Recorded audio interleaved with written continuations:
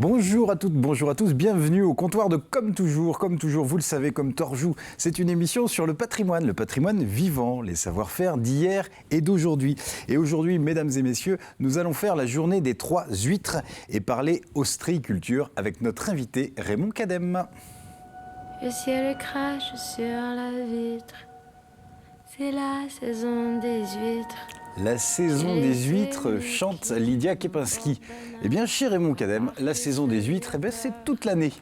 Mais la mer, notre invité, il l'a dans les gènes. Né sous le signe du poisson, Raymond Cadem a le vent en poupe et nage dans le bonheur. Normal, la pêche, les produits de la mer, les huîtres, c'est dans la famille depuis plusieurs générations. Oui, voilà des années que la mer lui a mis le grappin dessus. Voilà des années que dans son débit de passion et de poisson, il se shoote à l'iode. Des années qu'il fait volontiers la journée des 3 huîtres et selon un rite immuable, Bouchot, Bulot, Tourteau, il escalade les plateaux de fruits de mer pour le plus grand plaisir des gourmands. Voilà des années que notre invité a accroché son âme à l'hameçon et que la mer mord. Des huîtres, des poissons, car oui, en début de carrière, il pêchait le poisson. Ils étaient des milliers de poissons pris dans les mailles de ses filets. Des poissons de toutes sortes, de toutes couleurs. Des gros poissons, des petits qui, faute d'anchois, se sont fait embrocher de fil en anguille. Des poissons clowns qui font marée haute en couleur. Des merlans enchanteurs qui se payent une bonne tanche. Et des poissons sols accoudés au bar avec l'alevin pour seul compagnon. Et même les poissons les plus populaires. Oui, les sardines, quand ces petits poissons bleus font leur entrée, eh bien une nuée de mouettes les accompagne. Là, le ton monte à la criée. Aucun doute, la qualité est là, une pêche durable et fraîche. Alors à bon entendeur, chalut! En quoi consiste le métier d'ostréiculteur? Comment récolter l'huître? Comment l'ouvrir? Et puis tiens, comment estimer qu'elle est arrivée à maturité? Comment lui donner un âge? Autant de questions que nous allons poser à notre invité, Raymond Cadem. Bonjour. Bonjour. Bienvenue. Déjà, un grand merci pour le poème, qui qui est très enchanteur pour tous les produits de la mer. C'est vrai. Et très joli, voilà. Ben merci Alors, beaucoup, donc, soyez le bienvenu. Alors avant de se lancer dans notre discussion, permettez-moi de vous présenter 2 hommes qu'on met à toutes les sauces, meunières, matelotes, papillotes. Qu'est-ce que vous voulez? On choisit pas, c'est avant. Voici nos 2 Jean-Pierre. Ah, merci, des vrais paquets cadeaux. Oui, c'est ça. Comment qu'on va? Bye bye. Oui. Donc on va comme eux? Comme on les menaille. Très bien. Non, mais si ça va bonne, tant mieux pour vous. Voilà, allez, on est au parfum. Ah oui. Alors, au menu, des huîtres? Non, pas tout à fait. Non, pas des huîtres, ça peut accompagner très bien les huîtres. C'est basique, c'est des rillettes de thon qui peuvent être faites pour les réveillons, à l'apéro, ou même pas à l'apéro. Voilà. Alors, il y a plein de recettes. Ça, c'est des recettes qui sont réalisées avec du thon qu'on a mis en bocaux à stériliser, ou du thon en conserve, du thon blanc particulièrement. Voilà. Puis, vous soignez aussi la petite tomate découpée en fleurs. Voilà. Ça c'est pas facile à faire. Si, je peux en faire une en direct. Si, c'est de la rigolade. Ouais. Faut un couteau bien aiguisé, puis alors on déroule la feuille, on épluche la tomate. Vous savez quoi, Jean-Pierre? On fait venir un fleuriste, puis vous nous faites ça en direct. Ah, mais pas de problème, je le ferai. Oui, pas de souci. Ouais. Et un Jean-Pierre peut en cacher un autre, et puis c'est notre Jean-Pierre Bertrand. Oui. Alors, l'ostréiculture, il y a des archives là-dessus. Ah ben, il y a des archives, et puis j'allais dire que c'est une activité qui en Vendée est un fleuron. Oui. D'abord, ça existe depuis l'Antiquité. Hein. Et on a eu vraiment tout un réseau qui a fonctionné. Là, j'ai choisi 2 extraits qui justement montrent vraiment dans les bas-côtés du métier. Les coulisses du métier? Ouais. D'accord. Ouais. Ce qu'on n'attend pas, peut-être? Ce qu'on n'attend pas. Ok, bon, c'est intriguant. Vous avez le sens du suspense. Bah, t'as qu'à faire. On est en fin d'année. Allez. Faut faire réfléchir quand même. Bon, on n'a qu'à faire comme ça. Ça marche, Jean-Pierre, on vous retrouve dans un instant. Raymond Cadem, je disais dans la présentation que c'est une histoire de famille, c'est vrai ça? Oui, c'est une histoire de famille. Bon, c'est une histoire qui a commencé en complément d'activité chez nous, l'ostréiculture, parce que mes parents étaient poissonniers. D'accord. Ont toujours eu un peu présence d'huîtres dans l'entreprise. Ils ont eu les huîtres portugaises à partir des années 60, à venir jusqu'à fin des années 70, quand il y a eu l'épizootie qui a décimé cette espèce. Et après, ils sont tournés vers les huîtres que nous avons maintenant, qui est l'huître japonaise, qui est rentrée en essaim dans les années, fin des années 60, début des années 70. Et nous avons spécificité dans l'entreprise. Alors vous êtes basé à Noirmoutier. À Noirmoutier, voilà. Ouais.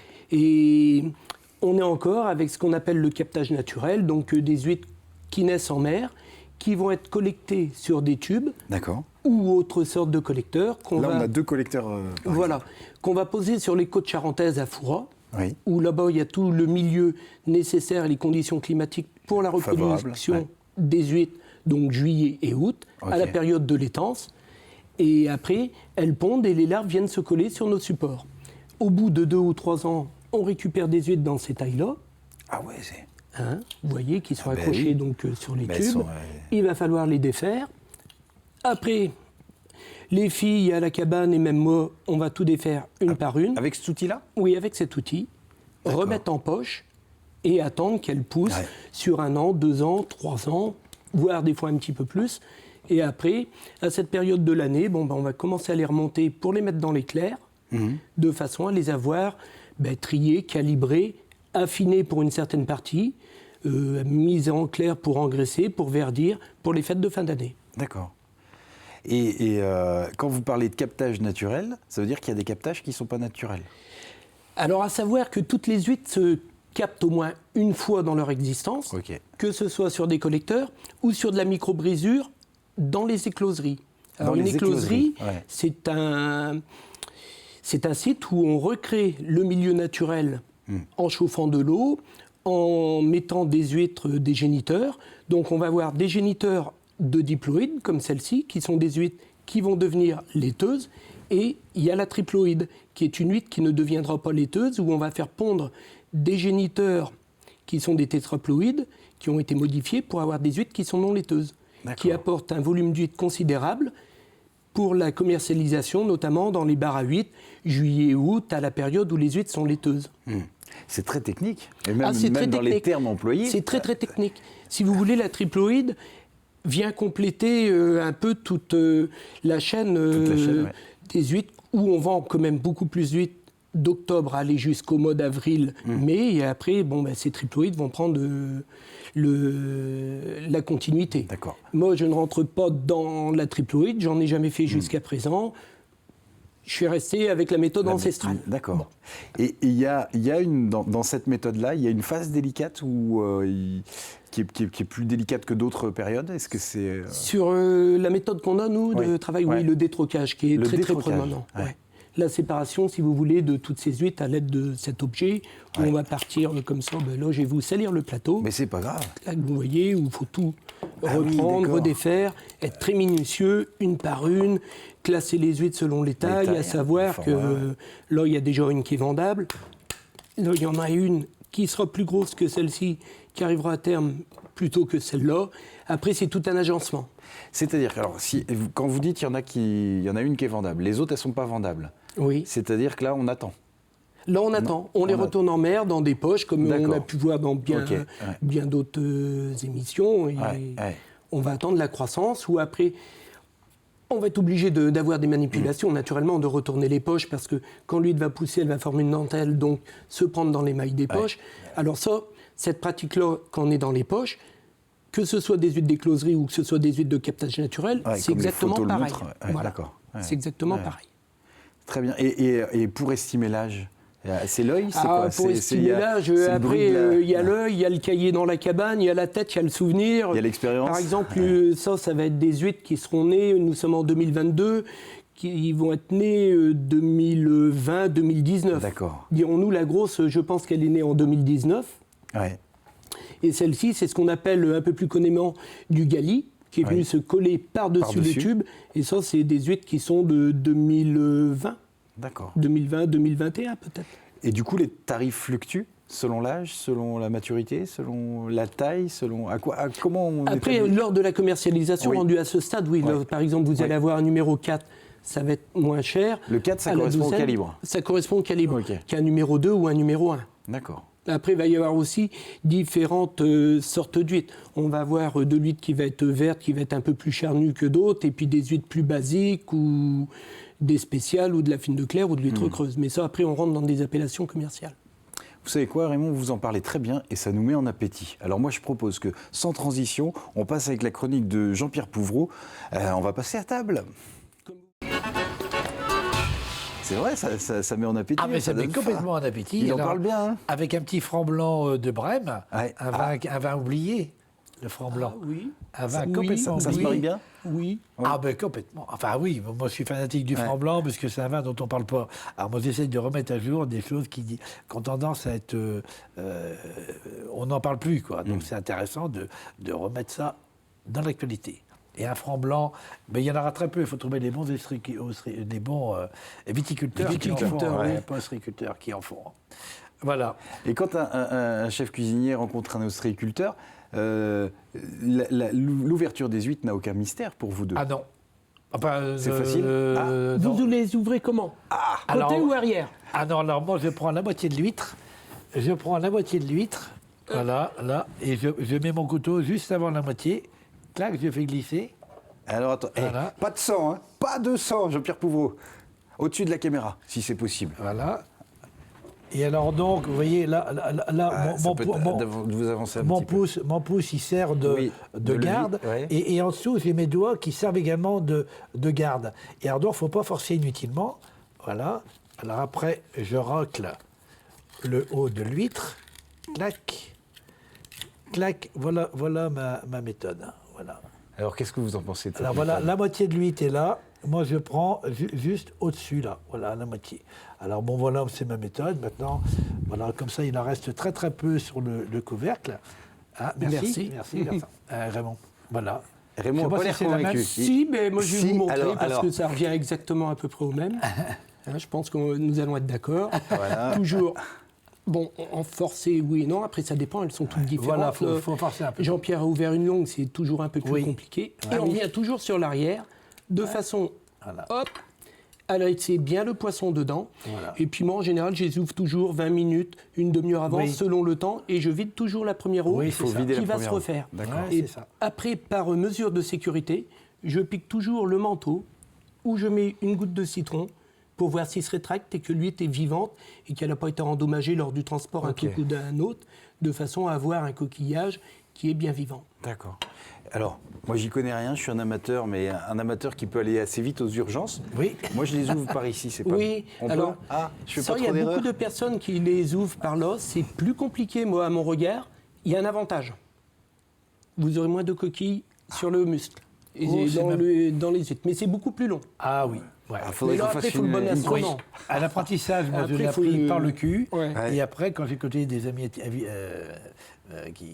ostréiculteurs, ils m'ont dit, ben non, regarde Jean-Pierre, j'ai pris la méthode ostréicole. Sur le côté, sur le côté. Après, sur la charnière, comme ça, il faut vraiment avoir le couteau qui est approprié avec la garde, parce qu'on va plus vite se blesser en ouvrant par la charnière que par le couteau. Bon, je me suis jamais blessé. Et en aucun cas, on ne prend un couteau comme ça, parce que là, c'est recto. C'est là où vous allez aux urgences pour le soir de Noël. Ou d'autres jours. Puis on prend toujours la garde sur le couteau, on prend la garde là. Voilà. Et avec la garde de la main en dessous de l'huître, on peut se faire peut-être mal, mais ça évite quand même beaucoup d'accidents. Enfin, moi, j'en ai pas souvent. Mais il faut pas forcer comme un nègre, faut pas forcer comme un idiot. Comme un quoi? Comme un idiot. Ah. Ouais. Bon. Merci pour moi. Merci beaucoup pour votre chronique. Le temps est passé. Vous n'avez pas parlé du ton. Je vous ai emmené sur un... Non, allez-y, Jean-Pierre, je vous taquine. Je vous taquine parce que... C'est vrai. Voilà. Alors, bon, les rillettes de thon naturel que vous faites vous-même ou alors que vous achetez directement en conserve, donc il y en a partout. Et alors donc, je me permets, oui, bien sûr. Alors il y a une recette avec du fromage blanc classique. On peut mettre du samouraï, on peut mettre du boursin, on peut mettre du chevroux. On rajoute oignons, ciboulette. Voilà, un petit peu de jus de citron et on a de délicieuses rillettes de thon. Voilà. Et alors autrement, il y a une autre recette différente, thon naturel pareil égoutté, et puis on rajoute simplement mayonnaise moutarde. Voilà. D'accord. Voilà, mayonnaise moutarde. Alors voilà, c'est enfantin, c'est des recettes enfantines, et on peut même éventuellement en manger avec une huître comme ça, frais, vrai, ça se marie un petit peu dedans, oui bien sûr, mais ça changera complètement le goût de l'huître. Oui, c'est ça. Bon alors, à tester, vous faites votre cuisine, vous testez, vous aimez pas. Nous, on fait des vitres trop chaudes avec des vitres comme ça bien pleines. Voilà, avec une fondue de poireaux réduite avec un petit peu de porto. C'est toujours une recherche artistique dans le monde de la cuisine. Voilà. C'est ça la petite Puis pâte. on fait une hollandaise montée avec le jus d'huître et puis un petit peu de champagne. D'accord. Voilà, hollandaise classique. Et donc l'huître, on la conserve crue. Donc ça veut dire que le poireau est mis sur l'huître crue, la hollandaise, et on les gratine. Donc l'huître est à peine cuite. On la gratine sur la salamandre, et donc on la mange pratiquement tiède. Elle poche dans son jus, quoi. Il ne peut pas s'empêcher de mettre de la crème. Hein. Oui, mais tu me diras tout ce que tu veux. Une bonne ça huître. donne envie de tout goûter, honnêtement. Voilà. Une bonne huître, c'est comme... Ouais, mais On vient de je suis l'ouvrir. d'accord, mais il y a quand même une autre façon de manger huître Sans qui rien est d'autre. délicieuse. Avec Ouais, du mais c'est parce citron. que t'as pas mangé. C'est comme le homard qu'on mange à la parisienne, c'est simplement cuit au courbouillon, et le homard qu'on fait griller. C'est pareil, il y a les deux écoles, hein, et les deux sont bonnes. Non, mais Pour les fêtes. l'avantage avec les huîtres, c'est qu'il y a plusieurs recettes. Bien C'est sûr. ça, c'est ça. Mais n'empêche que, comme à cette heure-ci, Et donc, avec ou sans sauce à huître? sans sauce à huître, sans rien, je te dis. Sans rien. Alors pour moi, c'est un matin quand il fait vraiment bien froid, que la nature a bien servi le coquillage parce que je les aime assez charnus. Ben oui, mais bien Voilà, sûr. alors ça Ouais. c'est déjà Oui, Madame oui, oui. Nature qui nous donne Oui. un peu de pluie, Ouais. pas trop de chaud C'est ça. et tout. Faut qu'il y ait C'est tous ça, les oui, c'est contextes. un art. Et de ces temps-ci, avec le dérèglement C'est un art. climatique, c'est quand C'est même vrai que assez c'est plus complexe. difficile, c'est un équilibre. Mais alors, quand il fait bien froid, comme ça, nature, avec tout à l'heure vous parliez d'Ackerman ou d'autres marques de Ah oui, oui, pétillants, oui, oui, bien sûr. c'est le top. C'est le À top. 8h30, quelques-unes comme ça, Oui. c'est très appréciable. Moi aussi. Plus qu'en repas, pour mon regard. Oui, moi aussi. Après, chaude, pas chaude, il y en a des bonnes. Ouais. Dans les recettes de cuisine, il y en a des pas mal. Les lendemains de réveillon, souvent, c'était la dégustation d'huîtres, hein, avec un petit coup de franc blanc, et puis voilà, tout était très bien. Hein. Moi, je me souviens, il y a quelques années, il y a déjà vraiment quelques années, quand on a construit le Davio, Donc le il y musée, avait quelques... l'écomusée. Voilà. Il y avait quelques ostréiculteurs pas loin. Oui. Et on se mettait le matin, vers 9h30, 10h, en ouverture de chantier, des PMG.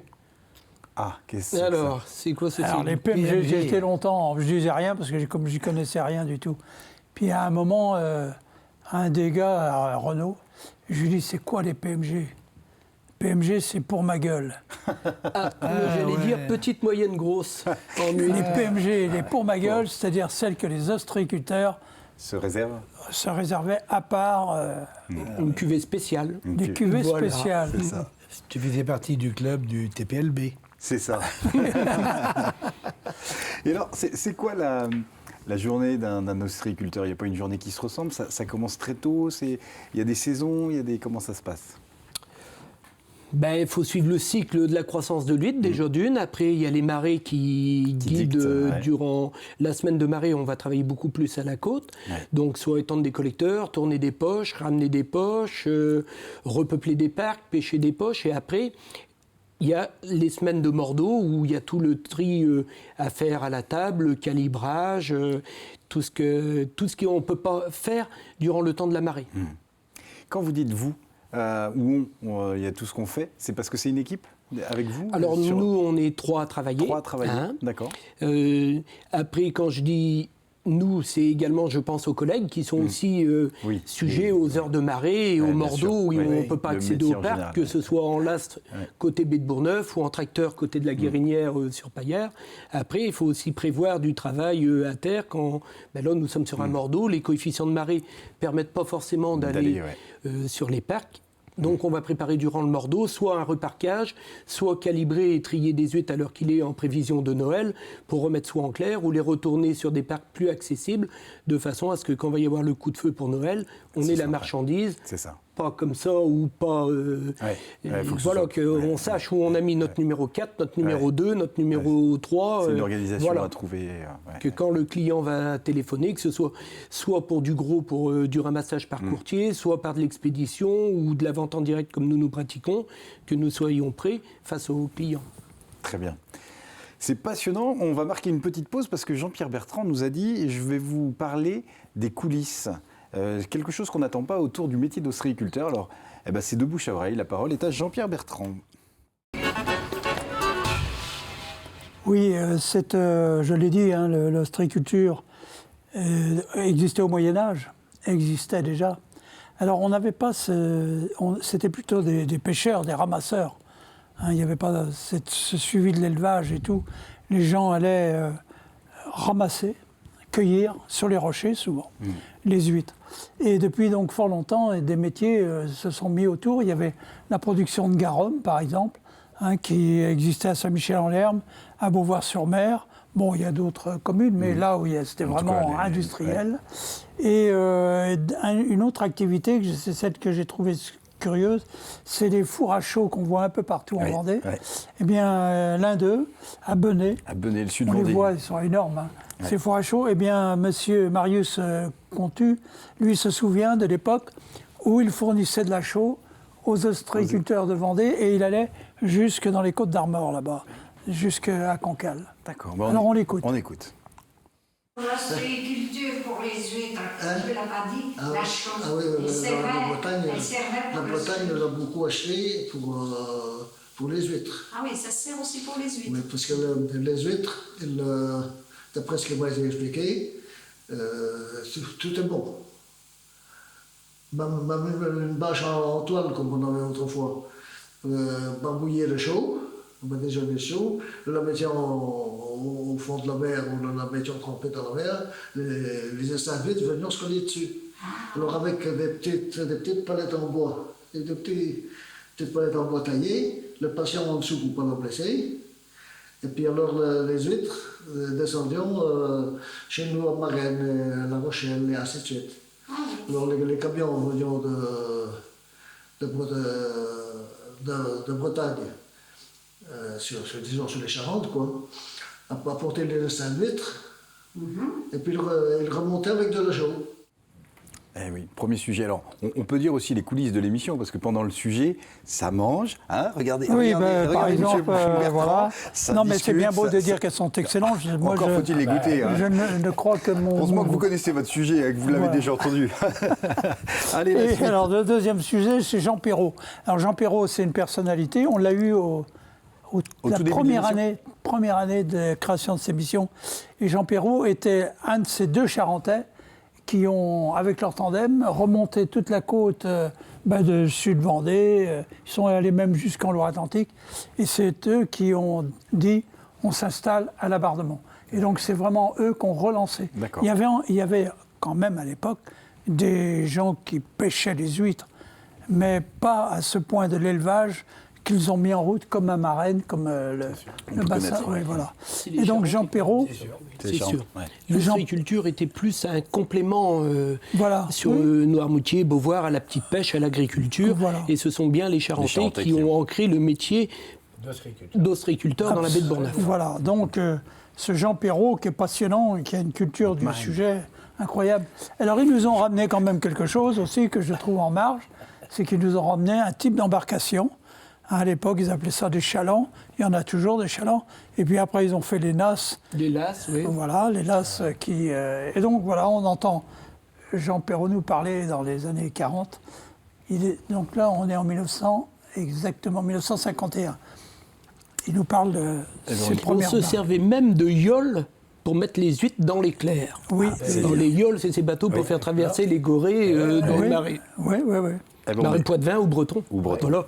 On écoute le sujet. Oui. Alors, un chaland, qu'est-ce que c'est ? C'est un espèce de ponton flottant qui a une grande étanchéité et qui a très peu de tirants d'eau, qu'on peut charger d'une façon, comme on dit, l'eau sur le pont, et c'est insubmersible. Alors, c'est très pratique parce que ça peut passer entre les installations dans 15 cm d'eau, et puis pour le charger, le décharger, est très stable au niveau, même en mer formée, tout ça, c'est très stable. C'est un peu comme une planche sur l'eau. Où est-ce que vous voulez te procurer ce chaland ? Ce chaland-ci a été construit à Bourse-Franc, Charente-Maritime, d'un chantier traditionnel bois qui en a fabriqué des centaines. Ah, non, j'ai pas le temps de la manger, pourtant j'y ai cru. Mais non, voilà, c'est le retour à l'antenne, mais qu'est-ce que c'est bon. On parlait de sa marraine d'Oléron, enfin voilà. Juste une question et on terminera peut-être là-dessus. On parle des mois horaires, c'est à éviter, c'est au contraire, c'est quoi Alors, les mois en R, ça se discute. Bon, maintenant, avec la triploïde, on peut en consommer toute l'année. Les mois en R, c'était un arrêté préfectoral qui datait de Napoléon et de Colbert, où, comme les huîtres étaient laiteuses, pour le transport, c'est beaucoup plus délicat. Elles sont plus sujettes à la chaleur, à tourner, à virer. Même dans les bassins, quand elles se mettent à pondre, une huître laiteuse, c'est plus compliqué. Mais ceci dit, après, sur le goût, il y a des gens qui ne les aiment que laiteuses. Souvent, sur le bord de la côte... les vrais gens de bord de mer aiment bien les huîtres quand elles sont bien laiteuses. Voilà. Eh ben oui. Tous les bien laiteuses, bélaiteuses, c'est ce qu'ils aiment. Voilà. Tous les goûts sont dans la nature. Merci beaucoup de nous en avoir parlé aussi bien. Et puis d'avoir goûté. Moi, je dis qu'on pourrait faire 1 heure d'émission, ce serait bien. Et puis on va se dire, parce que c'est la tradition dans cette émission, on va se dire merci, puis à bientôt. À volontiers. À bientôt. Merci beaucoup, messieurs. Et les huîtres pour le réveillon. Et ben voilà. Oui.